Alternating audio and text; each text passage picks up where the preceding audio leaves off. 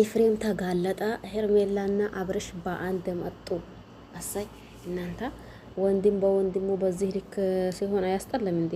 የምሬን በጣም ነው የሚያስጠላው። ኤፍሬም ይህንን ትላንት እያንዳንዱን ነገር አይታችሁታል ብዬ አስባለሁኝ።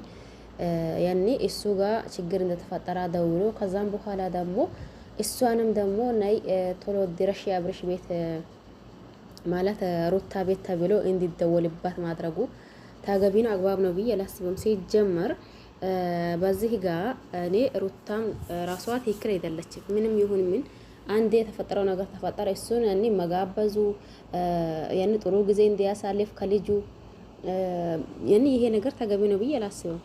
ልጁን ማየት ባለበት መልክ አይቶ መመለስ ባለበት መልክ ያኔ መመለሱ ነው ለሷ ጥሩ ማለት ነው። እሷም ራሷ ብትሆን ከአብርሽ እንደዛ እግር ስር ከመሄዷ ራሷን አጠንክራና ጠንካራ ሆና ብትገኝ ብዙዎቻችን አሳይ ጀግና ጎበዝ እንላለን። ነገር ግን ምንድነው የሚባል ነገር አለ የተፉትን ነገር መልሶ አያነሱትም ነው የሚባል ነገር መሰለኝ፣ እንደዛ አለ ማለት ነው። አሁን ከህይወቷ ካወጣችውና እንዲሁም ደግሞ ከህይወት ውጣ ካለችው በኋላ በዚህ ልክ መሆኗ ተገቢ ነው ብዬ አላስብም። ለማንኛውም ቪዲዮ እስከ መጨረሻ ድረስ በማየት ሀሳብና አስተያየት ካላችሁ ሀሳባችሁና አስተያየታችሁን ኮሜንት ስር ማስቀመጥ ትችላላችሁ። ወይ በመጀመሪያ ቪዲዮ ማዳመጥ አለባችሁ ብዬ ነው ማስበው። ሰላም አለይኩም ወራህመቱላሂ ወበረካቱሁ። ውድና ተከበራችሁ ቤተሰቦቼ በሙሉ ሀባይብ እንዴት ናችሁ? ደህና ናችሁ ወይ? እኔ ደህና ነኝ አልሐምዱሊላህ። እናንተስ እንዴት ናችሁ? ሁላችሁንም ሰላም ብያለሁኝ። በያላችሁበት ዓለም ዳርቻ ሰላማችሁ ይብዛልኝ እያልኩላችሁ በመጀመሪያ በጣም ደስ ብሎኛል። ለምን ብትሉ ይሄ ነገር ትላንት እንዳየናት ሄርሜላ ብዙ ነገር አውርታ ነበር። ገብቷችኋል አይደል? እኔ ስለወደድኩህና እንዲሁም ደግሞ እኔ ስላፈቀርኩህ በዚህ ልክ መሆኔ ታገቢ አይደለም። እኔ ደግሞ ለልጅህ መጥፎ አይደለሁኝም። ልጅህን ቤተኛውም አጋጣሚ ሆኖ ልጄን አያለሁኝ ብለሃኝ ቢሆን ኖሮ እዚህ ለምን መጣ ሩታ ጋር ለምን ገባህ አልልህም። ምክንያቱም ልጅህን ያንተ ልጅ እኔም ነው። ስለዚህ ልጅህን ይወደዋለሁኝ እኔ ራሴ ለማየት ይፈልጋለሁኝ። ስትሄድ ደግሞ አንተ ቤት ስትወጣ ስራ ብለሃኝ ወጥታ አሁን ደግሞ እዚህ መኖርህ በጣም ነው ያሳፈረኝ። ይሄም ደግሞ ማለት እንዴት አንተን መጥቼ እዚህ ጋር መጥቼ አንተን አጥቼ ቢዋረድ ይቀላኝ ነበር። ግን አሁን ባሉኝና እንዲሁም ደግሞ በተባልኩኝ መሰረት ቢመጣ አንተም እዚህ ታገኘህ። ይሄ ነገር ጥሩ አይደለም። እኔ በንጹህ ልቤ ነው እየወደድኩህ እያፈቀርኩህ የነበረው። አንተ ግን እኔን እንደ ጅል እንዲሁም ደግሞ እንደ ሞኝ አድርገህ ቆጥረኸኛል። ይሄ ነገር በጣም ያስጠላል ብላ ባላሁን እንግዲህ ጥሩ ጊዜ እያሳለፋችሁ ነበር። እኔ መጥቼ መጥፎ ጊዜ እንድታሳልፉ አልፈልግም። ስለዚህ እኔ ሊውጣ ከቤቱ እናንተ ያው እናንተንም እንደረብሻችሁ መብታችሁ ነው እንደፈለጋችሁ። እኔ በንጹህ ልቤ ስለቀረብኩህና እንዲሁም ደግሞ በንጹህ ልቤ ስላፈቀርኩህ ነው ይህንን ሁላ የምታደርግብኝ ወይም ደግሞ ይህንን ሁላ እየሆንከብኝ ያለኸው ነገር። ይሄ ደግሞ ለኔ የሚገባኝ አይደለም እያለች እንትን ስትሆን ሰምታችኋል ብዬ አስባለሁ። ብዙዎቻችንም በዛው ነገር ምን ይፈጠር ይሆን ምንድነው የሚመጣ ይሆን የብዙዎቻችን ሀሳብ ነበር። ግን በሁሉም ነገር መድረሳቸውና ሁሉንም ነገር ማወቃቸው ደስ ይላል አብርሽ። ነገር ግን አንዳንዴ ሴት ያዘዘው ሞት አይፈራም ነው እንደሚባለው። እንደዛ ነው መሰለኝ። ሴት ያዘዘው ሞት አይፈራም ይባላል። አሁን ምን ሊላችሁ ነው? ሩታና እንዲሁም ደግሞ ኤፍሬም ይሄንን ጉድጋድ ይሄንን ደግሞ መሀላቸው ላይ ብጥብጥ እንዲፈጠር የሚያደርጉት ማን ነው? ኤፍሬምና ሩታ ናቸው። ከዛም ሁላ ደግሞ ሩታ አይ እሷ መቼስ አንዲት ሚስት ባሏን ከፈታችው በኋላ በባሏ ባልጣ እንድትታይ እንጂ በባሏ አንሳ እንድትታይ አትፈልግም። ገብታችኋል አይደል? አሁን አብርሽ በሚሄድበት መንገድና እንዲሁም ደግሞ በሚያደርገው ነገር ሩታ ቃኝታ ቢሆን እንኳን ገብታችኋል አይደል? ሩታ ቃኝታ ቢሆን እንኳን ይሄ ማን ነው ኤፍሬም የምትሉት ወንድም ነው እንዴ? የወንድም ጠላት በዚህ ልክ አለ እንዴ እናንተ? ምናልባት ሩታ ሌላ ስሜት ተሰምቷት የቅናትም ስሜት ተሰምቷት ይሆን?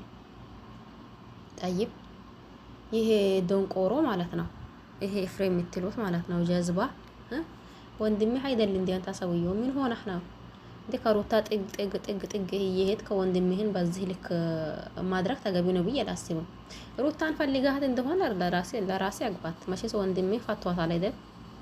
ከዛን ሲቀጥል ደግሞ ሄርሜላን ፈልጋት ከሆነ በቀጥታ በግልጸኝነት ባለው አማርኛ አይ የዚች ልጅ እኮ ፍቅር ይዞኛል፣ በቃ አንተ ከፈለክ ከተዋት ከሩታ ሁን፣ እኔ ከሷ ሊሆን በልና ወንድምህን ንገረው። እንዴ በዚህ ልክ መከታተል፣ በዚህ ልክ መሆን እንዴ ወንድምህን ህይወት የሚኖረው ወንድምህ እንጂ አንተ አይደለህም። ወንድምህ የወደዳት ሄርሜላን እንጂ ሄርሜላ የወደደችህ አንተን አይደለም። ጠይብ ሄርሜላ ከዚህ በፊት እኮ ተናግራለች። እኔ የወደድኩት ወንድምህን እንጂ ከአንተ ምንም አይነት ችግርና ምንም አይነት ነገር መፍጠርም ማድረግም አልፈልግም። ገብቷችኋል አይደል? አሁን እየተካሄደ ያለው ነገር አንደኛ ይሄ ኤፍሬም ሄርሜላን ስለሚወዳትና ስለሚያፈቅራት ለራሱ አስቧት ነው የሚመስለው። ከወንድሙ ነጥቆ ለራሱ ሊያደርጋት ወይም ደግሞ ሲቀጥል እዚህ ጋር እንዴት እኔ የምሬን ግራ እየገባኝ ነው እያየሁት ያለሁት ነገር ማለት ነው። ይሄ ነገር ሲጀመርም ተገቢ ነው አግባብ ነው ብዬ ማላስበው። ለምን እንደ አንዳንዴ ሁሉም ነገር ልክ አለው፣ ሁሉም ነገር ገደብ አለው። ልክ የሌለውና እንዲሁም ደግሞ ገደብ የሌለው ነገር አለ ብዬ አላስብም። እናንተ ነው የምታውቁት ማለት ነው።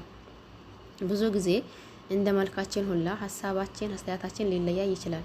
ነገር ግን ደግሞ አንድ ነገር ከልባችሁ ካወጣችሁት በኋላ መልሳችሁ ያንን ቦታ ከሆናችሁ በጣም የሚያስጠላ ነገር ነው። ይሄንንም የሚላችሁ ደግሞ የምሬንን አሁን ብዙ ልጆች ሩታን ጎበዝ ጀግና ይላሉ። እንዴ እናንተ ቤተኛ አእምሯቸው ብታስቡት ነው ነገሩ።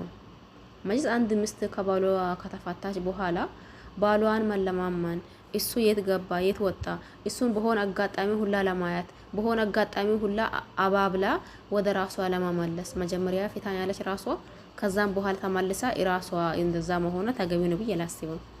አንድንም መጀመሪያው እሱ አይ በቃ ብሎ በራሱ ጊዜ ከሷ መለያት ፈልጎ ይህን ነገር ቢያደርገው ኖሮ ያኒ አይ ይሄንን ጸባይ አስተካክለዋለሁኝ ከዛ እንደ መጀመሪያ እንሁን ትላለች።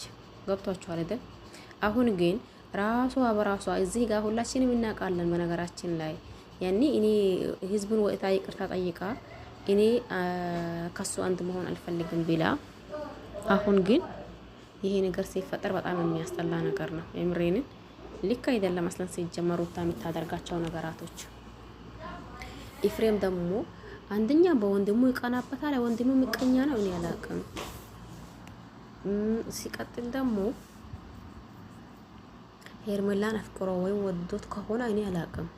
እንዴ በዚህ ልክ መሆኑ ልክ ነው ተገቢ ነው ብዬ አላስብም። እንግዲህ እናንተ ነው የምታውቁት። የኔ ደግሞ ይሄ ነው። ልጆቹም እየተነጫጩ ስለሆነ እዚህ ጋር ይብቃን። በሌላ አዲስ እስከሚመለስ ድረስ ሰላማችሁ ይብዛ። ሰብስክራይብ ማድረግም አትርሱ። ላይክ ሼር ማድረግ አትርሱ። ሁላችሁን አመሰግናለሁ። ባይ ባይ።